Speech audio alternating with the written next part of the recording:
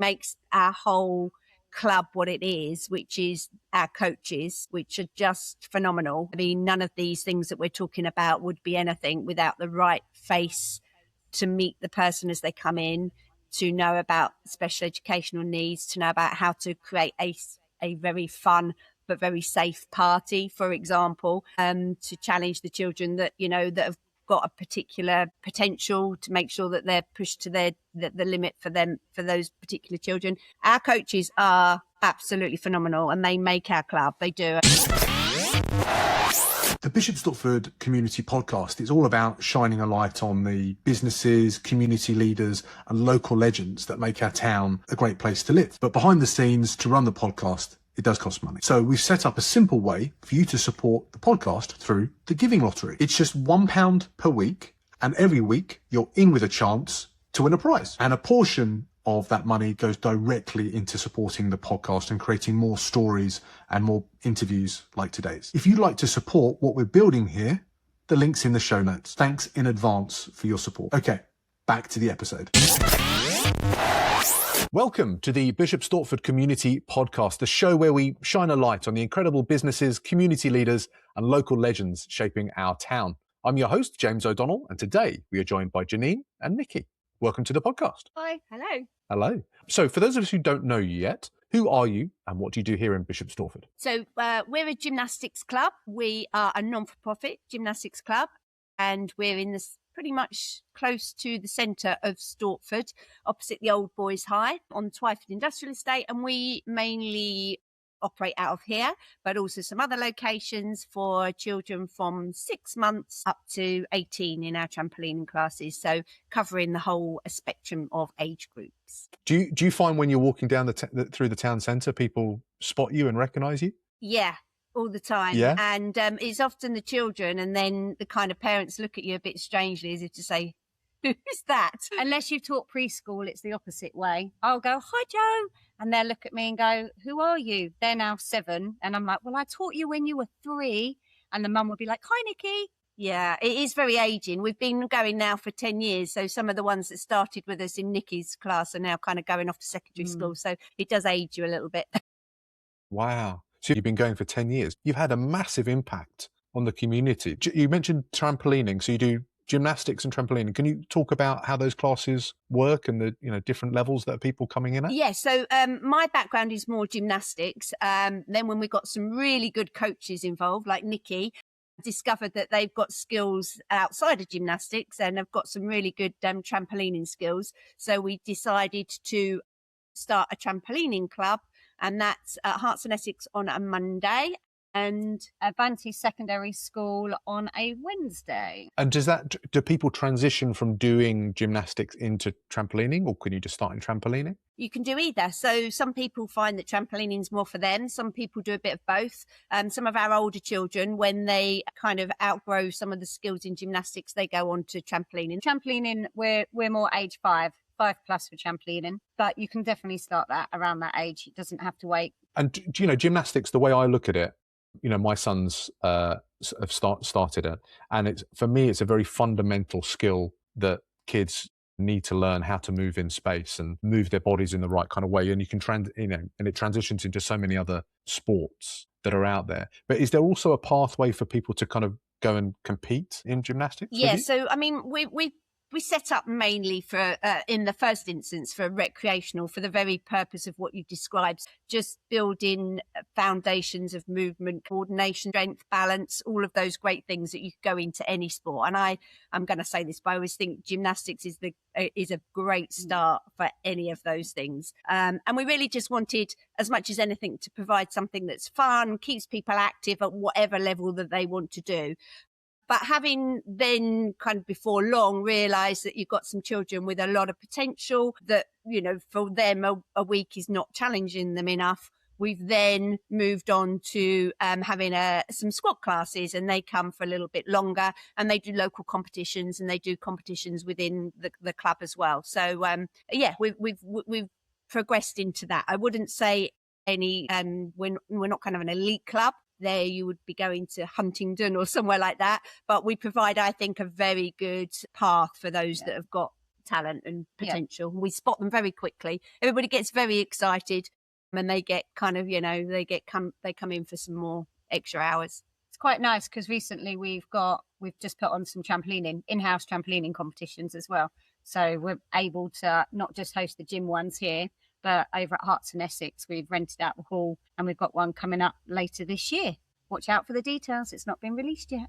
And I think it's about understanding every child. So some children and parents really want to compete and others come in and they can't think of anything worse. So it's about finding, it's treating every child independently and saying, well, what is it that they want out of our club and the sport? Yeah, those fundamental skills that you mentioned right at the beginning there, I think it's just so important that kids can move in space, just moving around in the playground, and whenever they try other sports out, that they know how to jump and they know how to land properly and to balance. It's so important. And a lot of kids nowadays stuck in front of the TV, stuck in front of the screen of some description, don't have the opportunity to go and climb on the trees as much as they used to. And coming to gymnastics is a great way of breaking that. I'm a big supporter in all of that. Before we came on, you mentioned also that you were putting on some classes during the daytime for preschoolers, but also for other kind of students. Can you talk to that a little bit, Janine? Yeah, absolutely. So we pay kind of high rates and rents on this property, and during the day often it's not used. So we've been trying to find opportunities to kind of use it. You've been here. It's an absolutely ideal location for children with special needs because it's mainly soft equipment. It's closed off. The doors, is all secure. And we responded to people saying, would you be interested in doing some things during the day? So we now have a number of different initiatives during the day. We have a special educational needs school that come all the way from Hatfield. Do they come from? They come every week. They bring, I've been told this morning, about 11 children, very different kind of levels of educational needs. So we have those. And then we've got local children that come in. We've just started something called Daytime Discovery. And so we run it kind of similar to the preschool where the parent comes in with the child and explores the gym, but we have a coach here that will make sure that they are, one, teaching them how to land properly, all of those things, making sure that the parent is supporting them in the correct way, but encouraging them to do skills that maybe a parent wouldn't think of doing on their own. They might not think, oh, yeah, we can do that forward roll. We can take that forward roll up onto a high level beam, or we can, swing around that. So we provide the expertise while the parent provides the continuity and the security and the safety for the child. And we're doing that at the moment once a month. If we get more requirement to do so, we'll do that more often. It's a really satisfying to see our facility being used, and we're getting some really good feedback about our coaches and the facility. Yep. It's good, really good. I think that's the third Wednesday of the month, this Daytime Discovery. And we also Elsenham School also come in. They bring their special educational needs children in. Elsenham School do that every couple of weeks as well. So yeah, we just respond to schools that need help, anything that we can really. Yeah, there's been a few 1-to-1 bookings in the daytime or 1-to-2s as well. Yeah, so lots of these children are finding that the traditional setting of school is not really suiting them for whatever reason, but they still need to do their exercise. They still need to do their activity in a fun way. So we do some 1-to-1s with these children as well that are not at school, or maybe they'll go to school in the morning and then they'll come to us in the afternoon. Sometimes the school pay for them to come to us. Sometimes the parent does. Sometimes they're home educated, all sorts of different reasons. And we just, they'll call us and we'll talk through exactly what it is that they need. We'll try and match them up with a coach. It's great that you've got a location there. Obviously it's all set up for that, and that then different organizations can kind of tap into that, because it is a growing need there about how people with different needs can still explore and learn to move in the right kind of ways, and again not be trapped in an education setting or at home where they don't necessarily get that. So that's great to shine a light on that, and hopefully there's other people in the local area that can kind of tap into that and start some conversations there. if there's some more availability. That's really good. Is there anything over the next 12 months or so that you're looking forward to with the club? Any new initiatives that you're pushing on? So we've got our trampoline competition. That would be something that's another one of those that's coming up. Yeah, I think we've listened to what some of the customers have said in regard to like our holiday camps. So we've got a lot of holiday camps where people want to be able to plan in advance, whereas usually we might have May half term and then the summer camps would be live for booking, where loads of camps are up on the website ready for booking, which is nice. How do the camps work, Niki? So they are during the holidays, generally 10 till 3. And we're also trying to explore at the moment doing like a wraparound care beforehand, because we're aware that, you know, some people need earlier childcare drop off. So we're trying to explore that initiative. But the holiday camps, so we host a double whammy at Hearts and Essex, which is a mixture of gymnastics and trampolining. And then in the gym here, we've got gymnastics, and then in the summer we've got more themes. Beach party, like a spectacular, cheer and dance explosion, team challenges, and then a good old K-pop. That's quite a big one at the moment. So yeah, it's very exciting, really. Yeah, I think we'd really like to focus more on the wraparound care, because we're trying to make it available for those people that obviously ultimately have to work in the summer holidays in an environment where, you know, the children are still having a great time. So I think we'll work more on that, won't we? Yeah. Opening out the inclusivity. Is that a word? Yeah. Making inclusive for everybody. Exactly. Fantastic. So if people are listening to this and they've maybe seen the sign as they've driven past, but now they've heard a little bit more about what you've got on offer and what you can deliver, if they want to reach out and have a conversation with you or start their kid doing gymnastics or whatever level they're at, what's the best way for them to do that? So they can sign up for a trial, which is done automatically on our website. If they've got any questions, my phone number is everywhere on the website.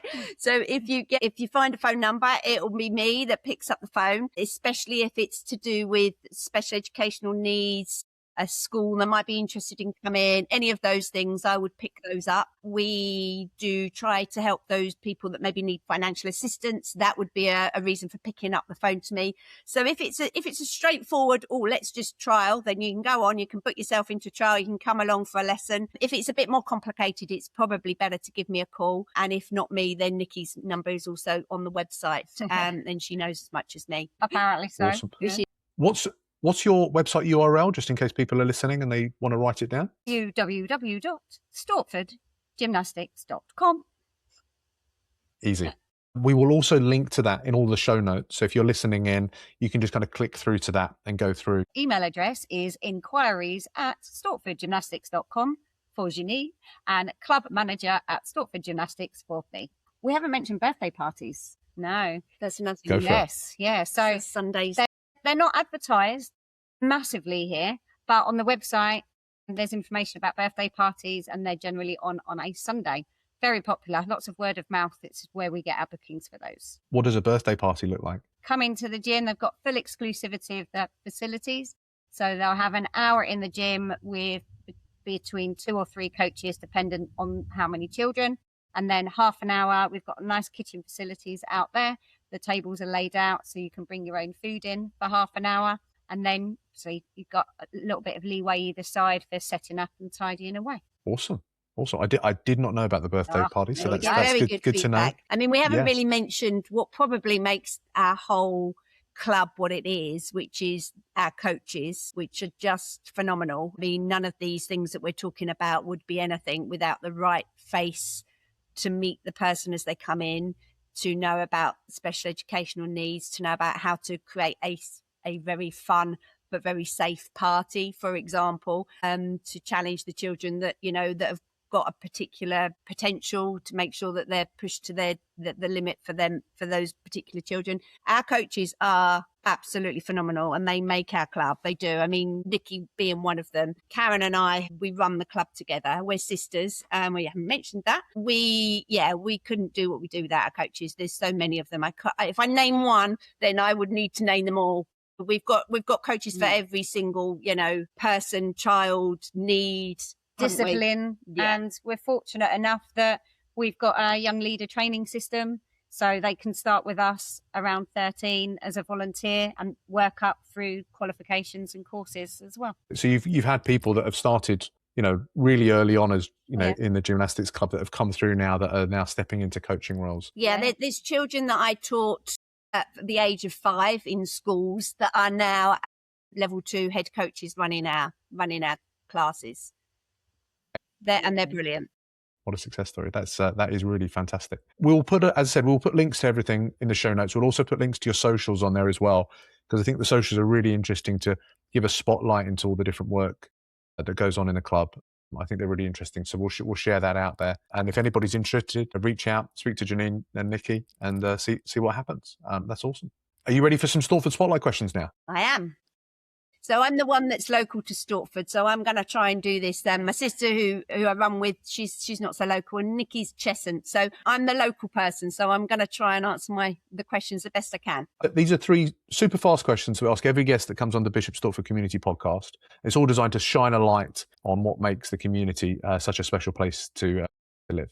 First question. If you could put one sentence on a billboard in Jackson Square, what would it say and who needs to hear it the most? Okay, so that was an easy one because we have this written around our club. So it would be always show kindness. That's what we promote as a club. We do that on a regular basis. And in terms of who, then that's for everyone. You never know where that person's head is on that day, or just have a little bit of thought about, what's going through their head, and just be kind. It's a lovely message. Hopefully people in Bishop Stortford are aware of that, but it does make it a better place to live if we can all aspire to and I think they do, but it's always good to remind people, isn't it, to smile. Yeah, definitely. And you never know where people's heads are at each day, so yeah, be kind.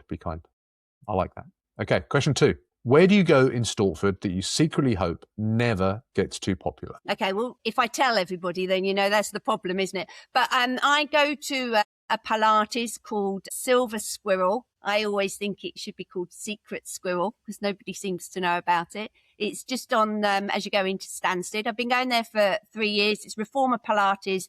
The teachers are absolutely excellent. I can see changes to my physique and my body and my fitness and my strength. And so as a gymnast coach, that I think they've really hit the spot with me. It's hard, it's challenging. It's 4 beds in a class. And Joe and Hannah who run it, they're fantastic. So yeah, that would be who I would say. That's a great shout out. We haven't had them on the podcast before. They haven't been shouted out. So it's Silver Squirrel. And they're just going towards Stansted. There's a little industrial estate. Not even in Stansted.